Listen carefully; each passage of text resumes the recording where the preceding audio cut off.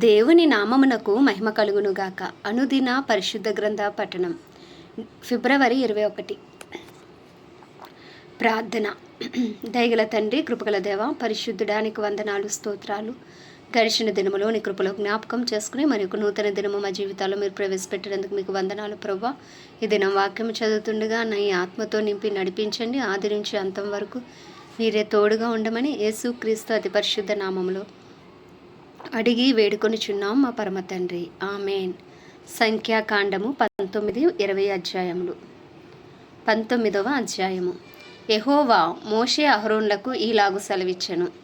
యెహోవా ఆజ్ఞాపించిన ధర్మశాస్త్ర విధి ఏదనగా, ఇశ్రాయేలీయులు కలంకము లేనిదియు మచ్చ లేనిదియు ఎప్పుడును కాడి మోయనిదియు అయిన ఎర్రని పెయ్యను నీ వద్దకు తీసుకుని రావలెను అని వారితో చెప్పుము. మీరు యాజకుడైన ఎలియాజరుకు దానిని అప్పగింపవలెను. ఒకడు పాలెము వెలుపలికి దాన్ని తోలుకొని పోయి అతని ఎదుట దానిని వధింపవలెను. యాజకుడైన ఎలియాజరు దాని రక్తంలోనిది కొంచెము వ్రేలితో తీసి ప్రత్యక్షపు గుడారం ఎదుట ఆ రక్తంలో కొంచెము 7 మార్లు ప్రోక్షింపవలెను. అతని కన్నుల ఎదుట ఒకడు ఆ పెయ్యను దహింపవలెను. దాని చర్మమును, మాంసమును, రక్తమును, పేడయును దహింపవలెను. మరియు ఆ యాజకుడు దేవదారు కర్రను, హిస్సోపును, రక్తవర్ణపు నూలును తీసుకుని ఆ పెయ్యను కాల్చుచున్న అగ్నిలో వాటిని వేయవలెను. అప్పుడు ఆ యాజకుడు తన బట్టలు ఉతుకుకొని నీళ్లతో శిరస్నానము చేసిన తర్వాత పాలెములో ప్రవేశించి సాయంకాలము వరకు అపవిత్రుడై ఉండును. దాని దహించిన వాడు నీళ్లతో తన బట్టలు ఉతుక్కుని నీళ్లతో శిరస్నానము చేసి సాయంకాలము వరకు అపవిత్రుడై ఉండును. మరియు పవిత్రుడైన ఒకడు ఆ పెయ్య యొక్క భస్మమును పోగు చేసి పాలెము వెలుపలను పవిత్ర స్థలమందు ఉంచవలెను. పాప పరిహార జలముగా ఇశ్రాయేలీల సమాజమునకు దానిని భద్రము చేయవలెను. అది పాప పరిహారార్థ బలి. ఆ పెయ్య యొక్క భస్మమును పోగు చేసిన వాడు తన బట్టలు ఉదుకుకొని సాయంకాలం వరకు అపవిత్రుడై ఉండును. ఇది ఇశ్రాయేలీలకును వారిలో నివసించు పరదేశులకును నిత్యమైన కట్టడ. ఏ నర శవమునైనను ముట్టినవాడు 7 దినములు అపవిత్రుడై ఉండును. అతడు 3వ దినమున ఆ జలముతో పాపశుద్ధి చేసుకుని 7వ దినమున పవిత్రుడగును. అయితే వాడు 3వ దినమున పాపశుద్ధి చేసుకొనని ఎడల 7వ దినమున పవిత్రుడు కాడు. నరశవమును ముట్టినవాడు అట్లు పాపశుద్ధి చేసుకొనని ఎడల వాడు యెహోవా మందిరమును అపవిత్రపరచువాడగును. ఆ మనుష్యుడు ఇశ్రాయేలీలో నుండి కొట్టివేయబడును. పాప పరిహార జలము వాని మీద ప్రోక్షింపబడలేదు గనుక వాడు అపవిత్రుడు. వాని అపవిత్రత ఇంకా వానికి ఉండును. ఒకడు ఒక గుడారములో చచ్చిన ఎడల దాని గూర్చిన విధి ఇది. ఆ గుడారంలో ప్రవేశించు ప్రతివాడును ఆ గుడారంలో ఉన్నది యావత్తును 7 దినములు అపవిత్రముగా ఉండును. మూత వేయబడక తెరిచియున్న ప్రతి పాత్రయు అపవిత్రమగును. బయట పొలములో ఖడ్గముతో నరకబడిన వానినైనను, శవమునైనను, మనుషుని ఎముకనైనను, సమాధినైనను ముట్టువాడు 7 దినములు అపవిత్రుడై ఉండును. అపవిత్రుని కొరకు వారు పాప పరిహారార్థమైన హోమభస్మములోనిది కొంచెము తీసుకొనవలెను. పాత్రలో వేయబడిన భస్మం మీద ఒకడు పారు నీళ్లు పోయవలెను. తర్వాత పవిత్రుడైన ఒకడు హిస్సోపు తీసుకుని ఆ నీళ్లలో ముంచి ఆ గుడారం మీదను దానిలోని సమస్తమైన ఉపకరణముల మీదను అక్కడనున్న మనుషుల మీదను ఎముకనే గాని, నరకబడిన వానినే గాని, శవమునే గాని, సమాధినే గాని ముట్టిన వాని మీదను దానిని ప్రోక్షింపవలెను. 3వ దినమున 7వ దినమున పవిత్రుడు అపవిత్రుని మీద దానిని ప్రోక్షింపవలెను. 7వ దినమున వాడు పాపశుద్ధి చేసుకొని తన బట్టలు ఉతుకుని నీళ్లతో స్నానము చేసి సాయంకాలమున పవిత్రుడగును. అపవిత్రుడు పాపశుద్ధి చేసుకొనని ఎడల అట్టి మనుష్యుడు సమాజములో నుండి కొట్టివేయబడును. వాడు యెహోవా పరిశుద్ధ స్థలమును అపవిత్రపరచెను. పాప పరిహార జలము వాని మీద ప్రోక్షింపబడలేదు. వాడు అపవిత్రుడు. వారికి నిత్యమైన కట్టడ ఏదనగా, పాప పరిహార జలమును ప్రోక్షించువాడు తన బట్టలు ఉతుకుకొనవలెను. పాప పరిహార జలమును ముట్టివాడు సాయంకాలం వరకు అపవిత్రుడై ఉండును. అపవిత్రుడు ముట్టినది యావత్తును అపవిత్రము.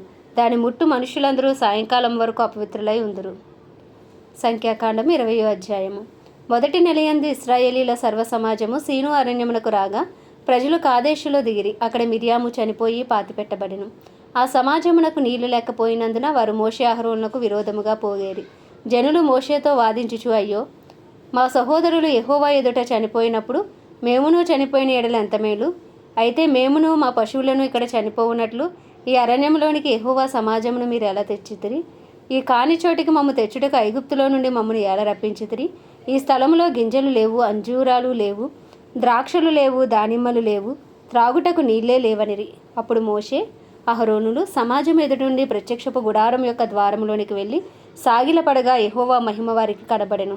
అంతటి యెహోవా మోషేకి ఇలాగు సెలవిచ్చెను, నీవు నీ కర్రను తీసుకొని నీవును నీ సహోదరుడైన అహరోనును ఈ సమాజంను పోగు చేసి వారి కన్నులెదుట ఆ బండతో మాట్లాడుము.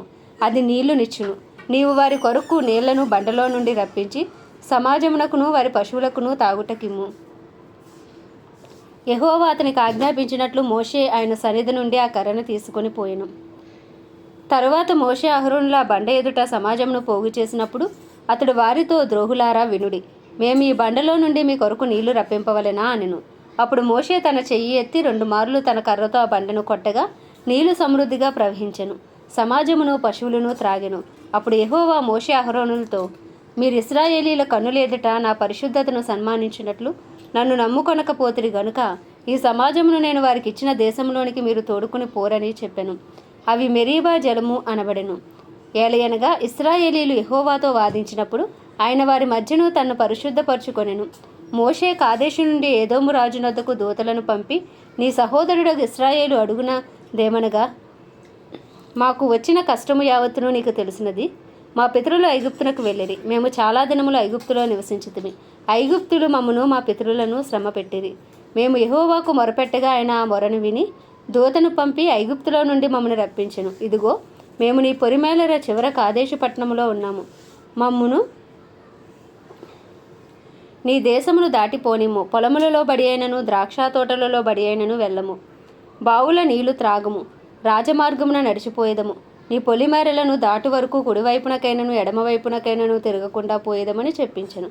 ఏదోమీయులు, నీవు నా దేశంలో బడి వెళ్ళకూడదు, నేను ఖడ్గముతో నీకు ఎదురుగా వచ్చేదను సుమి అని అతనితో చెప్పగా, ఇశ్రాయేలీలు, మేము రాజమార్గముననే వెళ్ళేదము.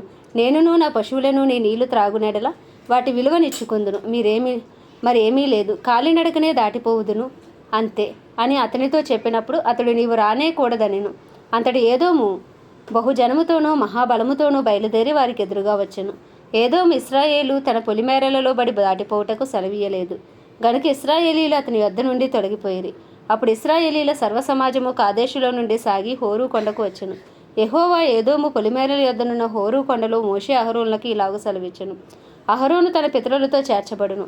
ఏలయనగా మెరీబా నేల యొద్ద మీరు నా మాట వినక నా మీద తిరుగుబాటు చేసితిరి గనుక నేను ఇశ్రాయేలీలకు ఇచ్చిన దేశమందు అతడు ప్రవేశింపడు.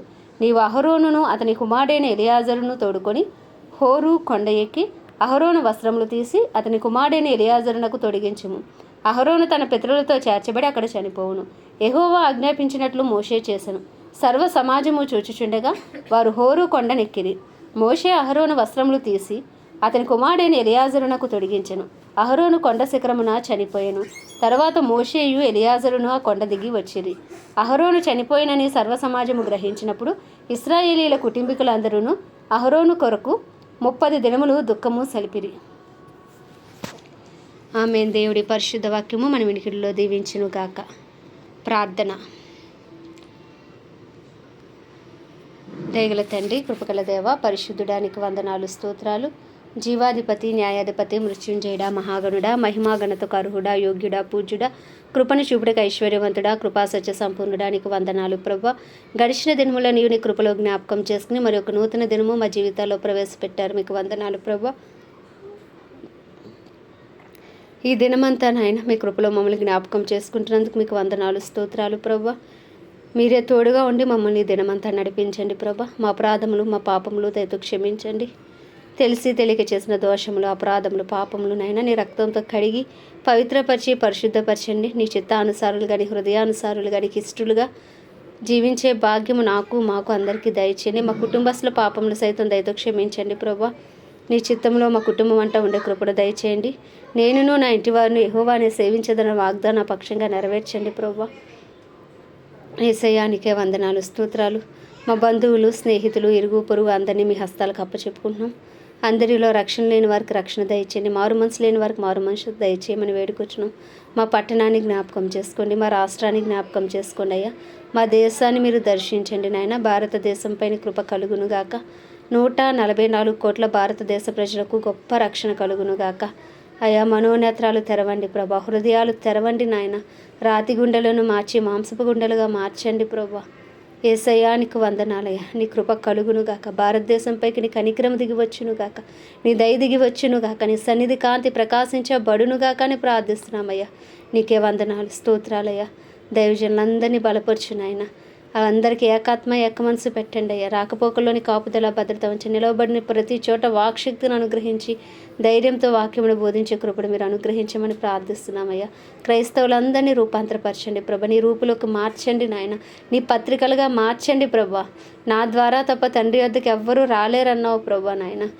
అయ్యా తండ్రి, నీ మార్గంలో నేనే మార్గము, నేనే సత్యము, నేనే జీవము అన్నావు ప్రభా. అయ్యా తండ్రి, ఆ మార్గంలో అనేక మందిని నడిపించి ప్రభా, నరకాగ్ని నుండి తప్పించుటకు నాయన ప్రతి క్రైస్తవుని మీరు వాడుకోండి ప్రభా. సాక్షిగా మీరు వాడుకోండి నాయన, నీ పత్రికగా మీరు వాడుకోండి అయ్యా.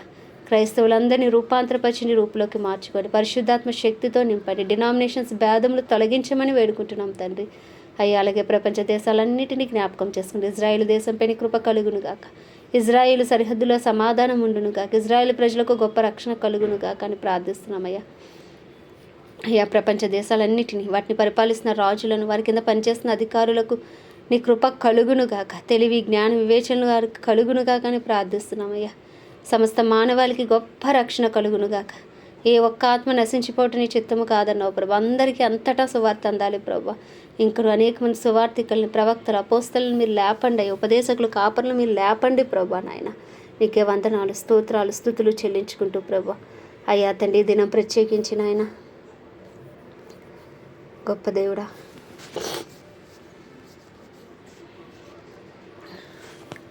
న్యూజిలాండ్ దేశం కొరకు ప్రార్థిస్తున్నాం ప్రభా. దేశంపై నీ కృప కలుగునుగాక, ఆ దేశ ప్రజలకు గొప్ప రక్షణ కలుగునుగాక అని ప్రార్థిస్తున్నాం. నీ చిత్తం ఆ దేశంలో జరుగునుగాక, నీ రాజ్యం ఆ దేశంలో స్థాపించబడునుగాక, గొప్ప రక్షణ కార్యం ఆ దేశంలో జరుగునుగాక అని ప్రార్థిస్తున్నామయ్యా. అయ్యా నీకే వందనాలు. ఆ దేశాన్ని పరిపాలిస్తున్న వారిని, వారి కింద పనిచేస్తున్న అధికారులను అందరినీ నీ హస్తాలకు అప్పచెప్పుకున్నాం. అక్కడున్న దైవజనులను, అక్కడున్న క్రైస్తవులను మీ హస్తాలకు అప్పచెప్పుకుంటున్నాం. అక్కడ రక్షణ లేని వారిని దర్శించండి అయ్యా, మారు మనసు లేని వారిని దర్శించండి అయ్యా. అక్కడ నీ చిత్తము జరగాలి, నీ రాజ్యము రావాలి ప్రభా నాయన. అక్కడ గొప్ప ఉజ్జీవము రగులు కొనుగాక అని ప్రార్థిస్తున్నాం తండ్రి. అయ్యా ఈ చిన్న ప్రార్థన మనం నీ పాద సన్నిధికి చేర్చుకోమని యేసుక్రీస్తు అతి పరిశుద్ధ నామంలో అడిగి వేడుకొంచున్నాం మా పరమ తండ్రి.